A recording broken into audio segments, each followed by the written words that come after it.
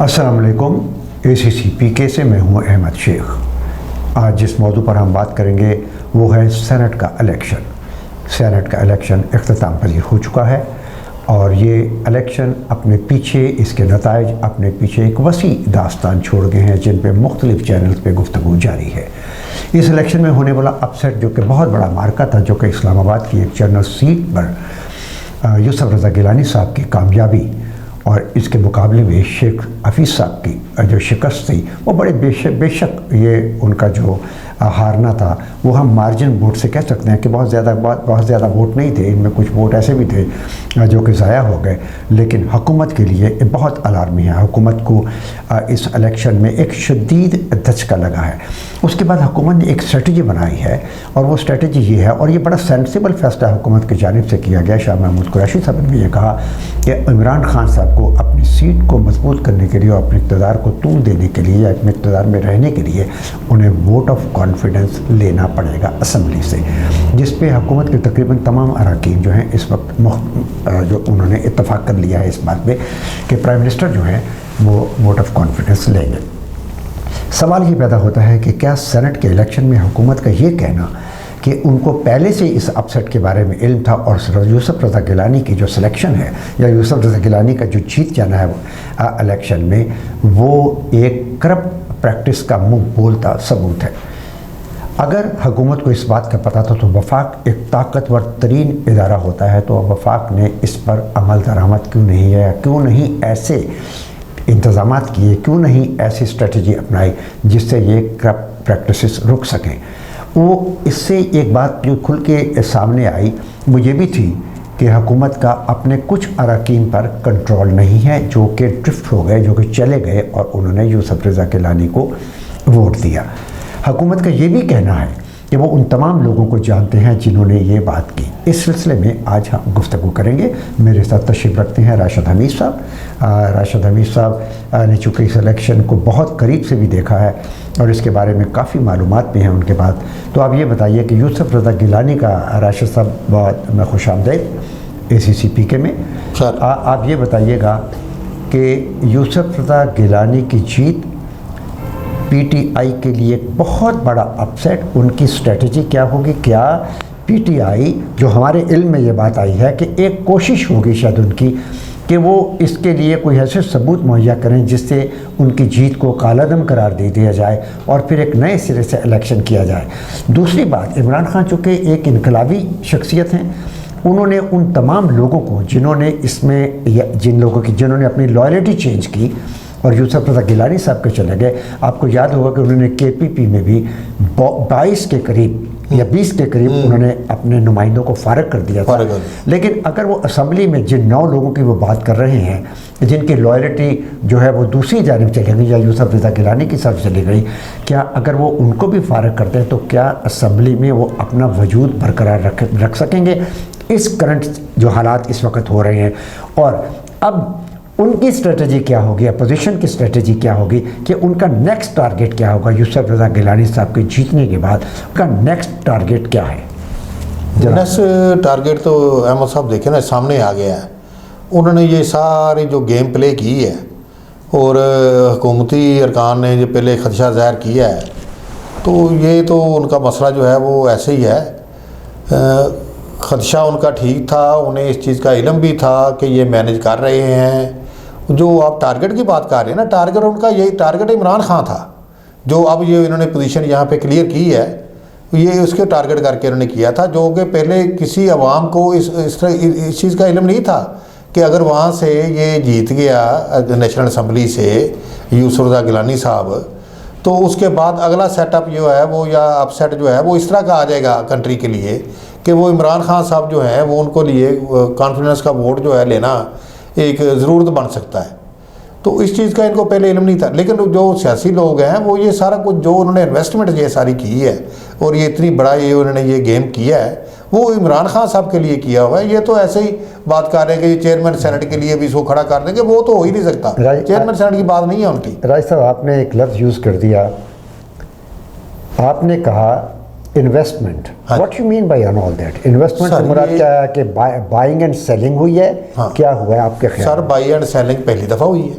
ये तो हमेशा से होती आ रही है, किसको नहीं पता।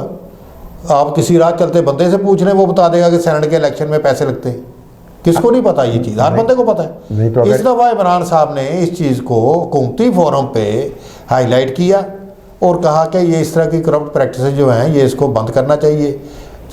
बाकी लोग तो देखें ना जी, लोगों की तो मतलब ये बेशर्मी का तो कोई किसी को नहीं ना रोक सकता कि कोई बंदा बेशर्म ना हो। वो तो बाई ब्लड ही ऐसे होते हैं लोग जो जैसे होते हैं। मतलब ये है कि उन्होंने इमरान खान साहब को ये लिए ये सारा कुछ किया है। ये इन्वेस्टमेंट इतनी नहीं है, ये 5-5, 7-7 करोड़ वाली जो बात करते हैं, बात ज़्यादा है, गेम बड़ी है।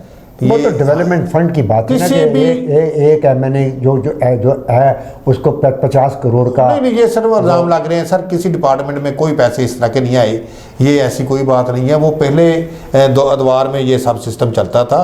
अब किसी एमपीए एमएनए के अकाउंट में पैसे अभी तक नहीं आए। नहीं, वो तो हुकूमत ने अभी तक तो उन्होंने एलोकेट ही नहीं ना किए, तो अकाउंट में पैसे कैसे आएंगे। हाँ, लेकिन एक चीज़ जो बहुत ज़्यादा इस वक्त मैटर ऑफ कंसर्न है कि मैटर ऑफ कंसर्न वो ये है कि शेख रशीद साहब ने एक चैनल पे आके बड़े बसूख से ये बात कही कि ये मजाक की तरह उनका जो जैसे उनका तर्ज अंदाज होता है, उन्होंने ये कहा कि ये इन्होंने पूरा पाकिस्तान फिर लिया, ये खराबर से शुरू हुए, कराची तक गए और इन्होंने ये काम किए। तो ये समझते हैं कि ये सेनेट के इलेक्शन में या जो अभी इस्लामाबाद वाली सीट थी उसमें ये यूसुफ रज़ा गिलानी के बारे में जब उनसे पूछा गया था कि क्या इसमें वो कामयाब होंगे, तो उन्होंने तो बड़े कॉन्फिडेंस से कहा था कि इनको सोचने दें। उनके ख्याल में ऐसा नहीं था कि ऐसा हो गया, अब ऐसा हो गया। अब शेख रशीद साहब भी बड़े दबे लफ्ज़ों में ये बात कह रहे हैं कि ये जीत अनहार होती रहती है, उनका जो भी एक डेमोक्रेटिक सेटअप है। लेकिन आप सवाल मेरा यह है कि क्या पीटीआई अपने वजूद को अब बरकरार रख सकेगी डिस्पाइट द फैक्ट कि उनके पास इसमें कोई शक नहीं है कि अभी भी मेजॉरिटी है। लेकिन जैसा कि आपने अभी कहा कि बहुत ज़्यादा पैसे का लेन देन हुआ है, अगर ये बात साबित हो जाती है फिर तो यूसुफ रज़ा गिलानी को इलेक्शन कमीशन को उनको कालादम करना पड़ेगा। सर साबित ही साबित है। अब इनको प्रूव ना मिले, ये देखें ना, ये तो इनको तो प्रूव मिलते ही नहीं है किसी चीज़ के। हमने पहले भी बताया और कितने वाक़यात हो गए हैं, तो वो कहते हैं आप इसको भी माने जहाँ पहले ही गलत बातें मान चुके हैं।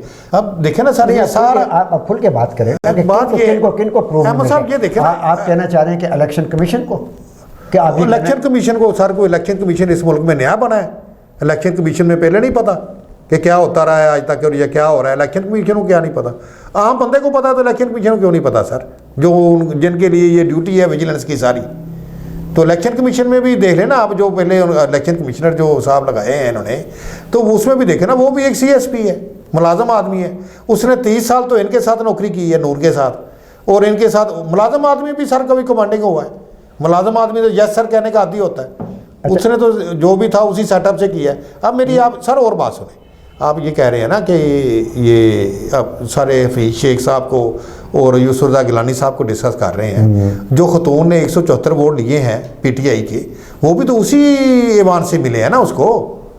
सर देखे ना, मेरी बात सुने ना, एक ही बात है ना, इक्वल स्टेटस है ना, 2 सीटें थी ना सर, ठीक है ना। अच्छा, एक चीज़ मुझे और, तो उसको 100 वो खतून का जिक्र कोई नहीं कर रहा कि कॉन्फिडेंस का वोट तो इमरान खान साहब उस तबीयत के आदमी है, वो मतलब मर्द मुजाहिद आदमी है, उसको इस तरह का कोई गिल्ट नहीं है ना, उसको कोई परेशानी। एक चीज़ जो मैं समझता हूँ वो मुस्लिम लीग नून के लिए और पीपल्स पार्टी के लिए, और जो इनका इत्तेहाद है उसके लिए शदीद नुकसान का बायस बन सकती है, वो है मरीम नवाज़ साहब की स्टेटमेंट। और मरीम नवाज़ साहबा ने कहा कि नून लीग अब नवाज शरीफ नून लीग नहीं है, ये नून नज़रिया है। हाँ। यानी जब मरीम साहबा ने ये बात की कि नून अब नज़रिया बन के सामने आएगा, जब नून नज़रिया बन के सामने आएगा तो पीपल्स पार्टी तो नून लीग से बहुत पुरानी पार्टी है, उनका तो एक अपना स्टैंड रहा है, उनके इसमें कोई शक की बात नहीं। नून पीपल्स पार्टी में बड़े काबिल लोग रहे हैं। डू यू थिंक कि वो मरीम नवाज़ की इस स्टेटमेंट को कबूल कर लेंगे? ये तो एक नया स्कूल ऑफ थॉट बनाने जा रही हैं मरीम नवाज़ साहब। सर तो देखें, पीपल्स पार्टी पे जब तक ये बेनज़ीर साहबा नहीं आई, बिखर जाएंगे। और जरदारी साहब की इन्वॉल्वमेंट नहीं थी, भुट्टो साहब पे कोई करप्शन का इल्ज़ाम लगा सका है सर? सर देखें, बात ये है कि ये जो नून लीग है, ये तो पहले दिन से बनी ही इस चीज़ पे है। ये तो कारोबारी लोग थे, इनको तो पता था कहाँ कितना लगाना है और कितना वहाँ से रिटर्न आना है। तो उस हिसाब से उन्होंने लगाया है। ये तो इमरान साहब को इन्होंने सिर्फ 2.5 साल से सर ये जो सारे इन्होंने एक्शन किए हुए हैं अब तक, ये लगे हुए हैं इस काम पे, ये सिर्फ उसको इंगेज रखा हुआ है कि वो पब्लिक के लिए कोई वेलफेयर और बाहर जो है पाकिस्तान का जो इमेज है वो कोई अच्छा इतना स्टेबल टाइप ना मिले, ताकि बाहर से जो आपकी डीलें चल रही हैं या फॉरेन अफेयर्स हैं उसमें कोई इतनी सक्सेस ना मिल जाए कि कंट्री के लिए कोई बेहतर रास्ता और निकल आए। अच्छा ठीक है आप बात कीजिए, मैं आपसे एक और सवाल पूछना चाह रहा था। हाँ, सवाल मेरा ये है, इमरान खान साहब आपने कहा कि बड़े दलेर माशाल्लाह बहुत दलेर हैं। इमरान खान साहब को अगर ये पता है कि उनके 9 बंदे जिन्होंने अपनी लॉयल्टी चेंज की और यूसुफ रज़ा गिलानी साहब को वोट दे दिया या डेलिबरेटली अपने वोट जो थे उनके ज़ाया हो गए, मान ली बात, जब उनको ये पता चल जाएगा, डू यू थिंक कि ये 9 बंदों को फारिग करेंगे? अगर ये फारिग करते हैं जैसे कि मैंने पहले भी कहा था, तो ये तो अपनी मेजॉरिटी इनको ख़त्म कर देगी, इनको तो मेजॉरिटी ख़त्म हो जाएगी। तो उस वक्त क्या होगा? उस वक्त इनकी क्या स्ट्रेटजी होगी? क्या आप समझते हैं कि इमरान खान साहब ये कदम उठा सकेंगे? मेरे ख्याल में तो ये इमरान खान के लिए एक बहुत बड़ा चैलेंज है, बहुत बड़ा टास्क है। अगर वो असूल पसंद बंदे के तौर पे या असूल प्राइम मिनिस्टर के तौर पे वो बात करते हैं तो फिर he have to do that. Sir ये हो जाना है, यही लोगों ने जिन्होंने हाथ उठा के अब तो बयान के दखल उसने करना है ना कि जनाब हम आपके साथ हैं या हम आपके साथ नहीं, उन्होंने हाथ उठाना है, उन्होंने वहाँ हाथ उठा देना। तो आपका मतलब है ये दोबारा पीटीआई में आपका मतलब है कि ये दोबारा पीटीआई के उसी तरह रुकन होंगे? सर कौन कहेगा कि जनाब मैं तुम्हारे खिलाफ वोट दिता सी, वो तो कहेंगे जनाब हम आपके साथ हैं। अच्छा चले, एक भी नहीं कम होना, चलिए कॉन्फिडेंस का वोट भी हो जाना है। आप इस बात को भी देख लेना। हम दो चीज़ों के बारे में इंतज़ार करते हैं प्रोग्राम ख़त्म करने से पहले। हम इंशाल्लाह अपने अगले प्रोग्राम में बहुत जल्द ही हो सकता है हमारे पास कोई इन्फॉर्मेशन आने वाली है इंशाल्लाह। हम कुछ चीज़ों से हमारा राब्ता है, जो ही हमें इस बात का पता चलता है कि इमरान खान साहब ने उन लोगों के बारे में स्ट्रिक्ट एक्शन लेने का फ़ैसला किया है, तो क्या इमरान खान साहब इसके बाद क्या करेंगे? कौन सा शख्स है जो सामने आएगा जो कि पीटीआई की क़यादत को संभालेगा? ये एक सवाल है जिसका जवाब हम अपने अगले प्रोग्राम में देंगे। लेकिन ये बात बिल्कुल यकीनी है कि इस इलेक्शन में, सेनेट के इस इलेक्शन में यूसुफ रज़ा गिलानी की जीत ने पाकिस्तान तहरीक इंसाफ को एक शदीद धचका दिया है। और अगर मैं ये बात कहूँ कि पीटीआई बुखला सी गई है इस मसले में, मैं समझता हूँ कि ये बात गलत नहीं होगी। सर वो बुखलाई, सर मैं बताता हूँ आपको, बुखलाई इसलिए है कि उन्होंने कोशिश की थी कि ये अपने जो काम कर रहे हैं, ये फिल्थी गेम जो हो रही है, ये इसको किस तरीके से रोकें। बुखलाई इसलिए है कि इनको शोर था कि नहीं हमारे बंदों को इन्होंने काबू शाबू किया, लेकिन बात आगे चली नहीं। सर बात प्राइम मिनिस्टर के कॉन्फिडेंस के वोट और आगे उसके आगे तक की बात है। ये यूसुफ रज़ा गिलानी का इलेक्शन तो कोई, सर देखे ना, वो 174 वाली का नाम क्यों नहीं कोई ले रहा? उसी पीटीआई की वो कैंडिडेट थी ना, उसी असम्बली में, उसी फोरम पे, उसका कोई जिक्र नहीं कर रहा ना। देखें सर, चलिए हम आइंदा आने वाले दिनों में इस चीज़ का जायज़ा लेंगे कि कौन सच पे था और कौन झूठ पे था।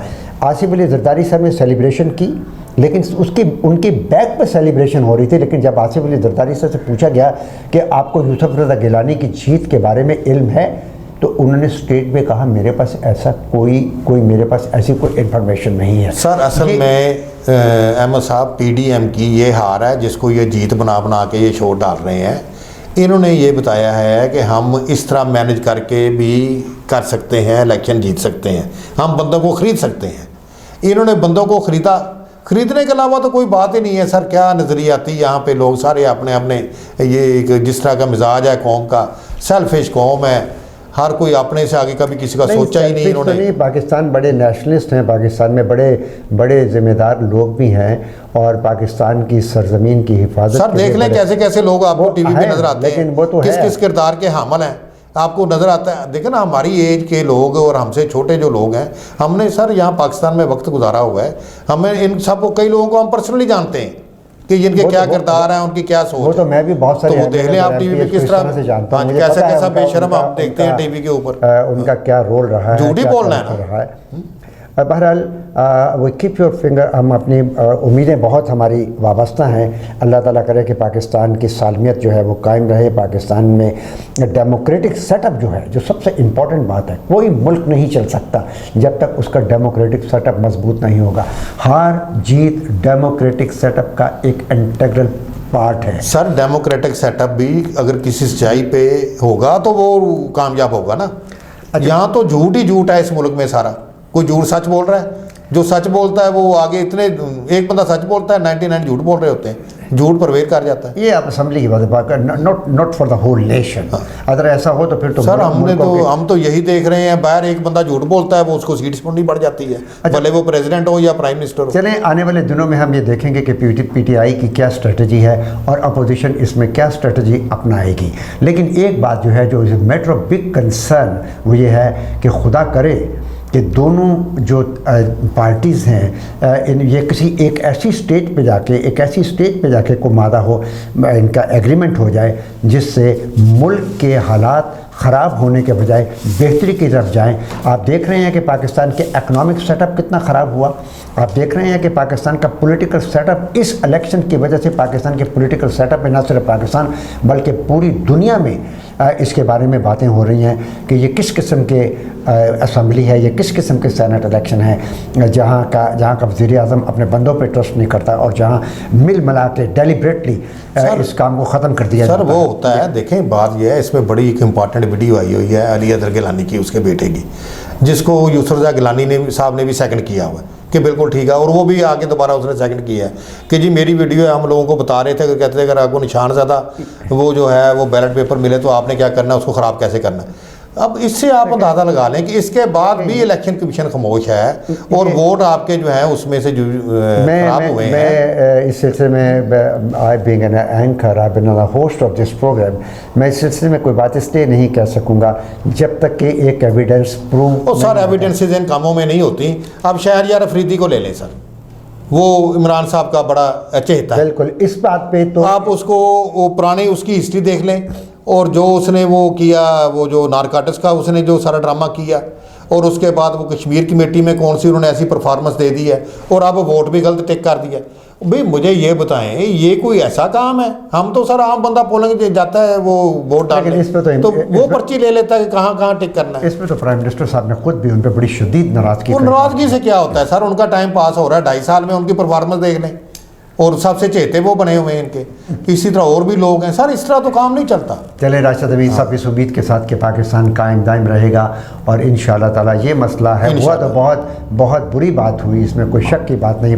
कीचड़ जो है पॉलिटिकली जो है पाकिस्तान की जो दुनिया में इस पे बहुत ज़्यादा बात होगी और आइंदा आने वाले दिनों में भी ये बात चलती रहेगी।